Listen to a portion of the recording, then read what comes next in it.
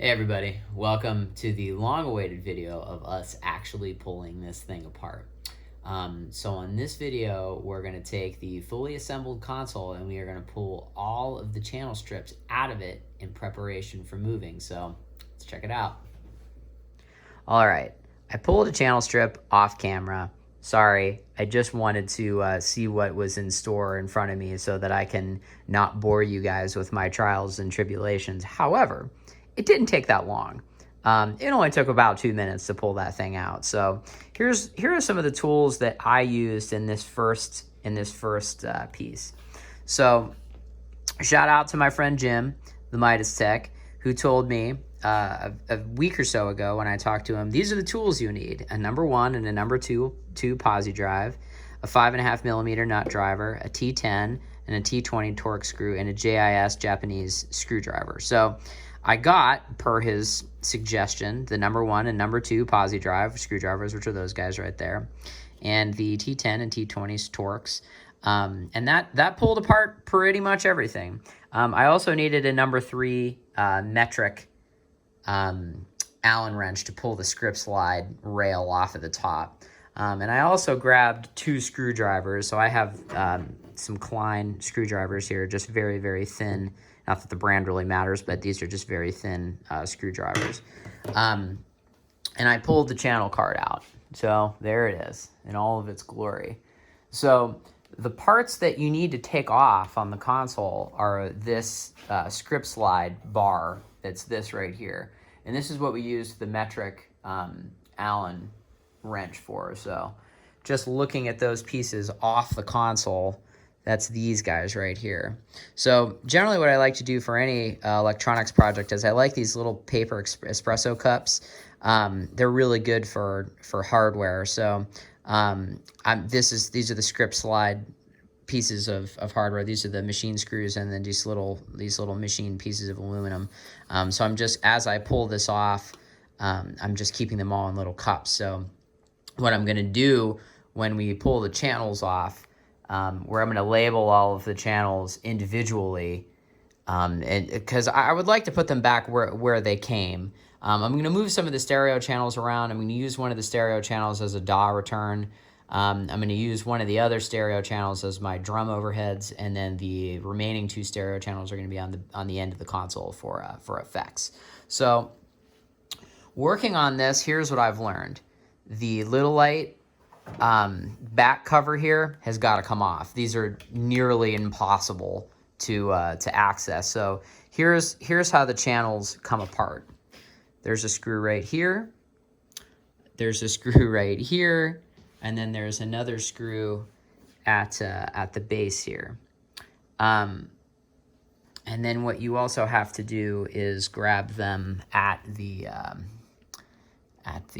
back here, this little guy. So basically what I did was I just worked, once I loosened all of the screws, I just started with the XLR tab and just gently, oh so very gently, I assure you, YouTube, and just wiggled it out. And then I got my flathead screwdriver in and just kind of basically pried it up very gently, enough for me to grab it with my hands. I suppose I should probably change this as the battery is actually changed. But pulling the first card out, here's what it looks like. It's a little rusty. I'm assuming that they all look like this. So this rail right here definitely has some crud on it, so we'll need to clean that up. And the same thing here at the back. So on first inspection, here's also what I noted. This piece of painted purple metal right here wants to pry up. It does it on the bottom of the card, and it does it at the top of the card. You can kind of see. You can kind of see where my index finger is, that it's kind of pried out. So this is going to have to be done with great care. I'm also kind of betting that the first one is probably the most difficult one to remove, and then of each bank. And then once you keep going, subsequently they will be a little bit easier. But it is very cool to see the Heritage 2000 logo on the card, and then also we can see this channel is July 7th of 2000. So It's kind of cool. I was born on July 4th. This console was made on July 7th. So that's kind of cool, just as a little aside. So next step will be pulling all of the channel cards. So here we go. All right, so the first step that we're going to do here is we're going to take off this Littlite, this hinged Littlite guard. Now the way that this hinges is that there's just some bolts in here with a little lock nut on it. So what you'll need for that is a 10mm box wrench, because British.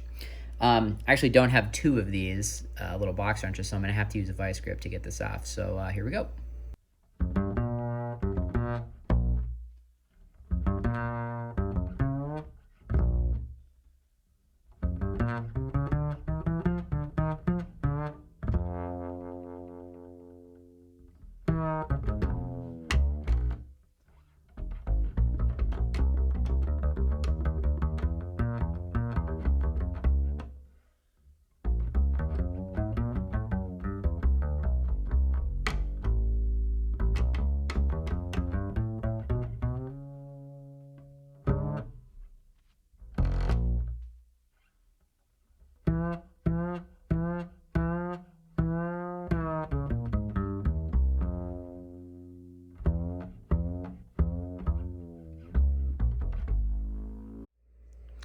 Okay, so we finished the very arduous task of pulling the little 10mm nuts and bolts out that secure the back of the Littlite cover. So that's the other one we've got out.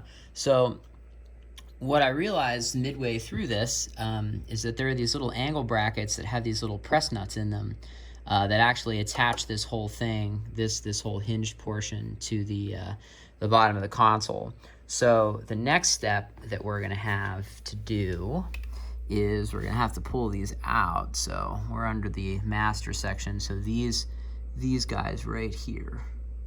Let me see if I can get that to focus. There we go. These guys right here. So I may need to ask a friend in here to get some help, but we'll pull these out next.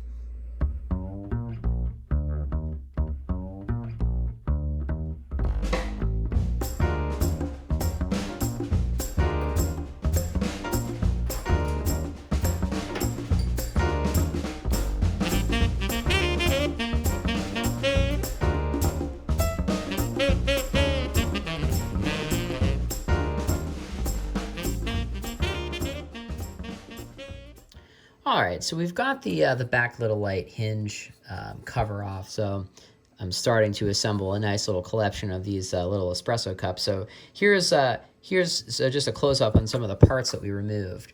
So these are the bolts that are they act as the axles for the hinge of that back piece. So you can tell how corroded these are, which is actually kind of surprising to me. How corroded these are. So I'm thinking that I'm probably going to replace these with just a regular 1/4-20 piece of hardware, just so that you don't have to use a 10mm box wrench to pull that apart. So we'll see if it fits, and all things withstanding, this is just a quick summarization on that. So that's these guys. Now these little angle brackets are what attaches that back portion to the console themselves. And this is, again, these are very, very corroded. You know, these are, I'm guessing that these are aluminum. I don't think that they're steel, but they might be. And they're just kind of just rusty, and you could tell that this console is probably, it's either been used outside quite a bit, or it was stored in a flight case in Florida, or a combination of the two. So one of the interesting things that we found here is these little Torx screws that were attaching these guys to the bottom of the console. The outer two of them have a little star lock nut on them, but so 4 of them total have the little star lock nut, but the inner 4 don't. So I don't know if that's factory. I probably will just put little star lock nuts, even though this console won't be going anywhere. It'll be in a studio forever. But yeah, that's the hardware.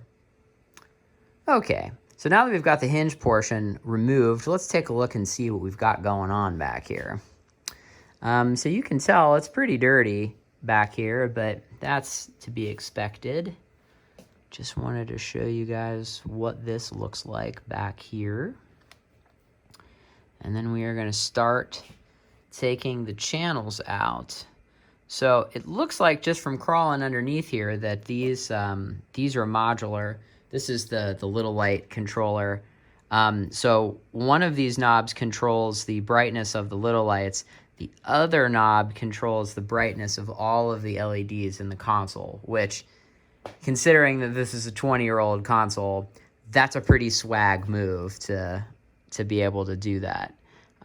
Maybe that just shows how low rent I am with my experience on analog consoles, but I'm not sure what these guys are right here. That's another thing that I need to figure out. But yeah, this is the back of it. You can see here, there's the piece. Here's just another view of the back. So got the Littlites taken apart. Now those are super beat up. I don't know if it's worth it to fix those or just get new ones. We're a Littlite dealer, so we'll see what the replacement cost is on those. If not, we'll show a video on that. So again, here's one more shot before we end this video of the first channel 48 stereo module being pulled. So now that we've got the back of this thing all apart, we can start pulling the modules in the next video. So thanks everybody for stopping by. If you have any questions or if you can offer me any advice on this project, please just leave me a comment below. And if not, we'll see you on the next video. Thanks for stopping by. Hope everybody has a great day.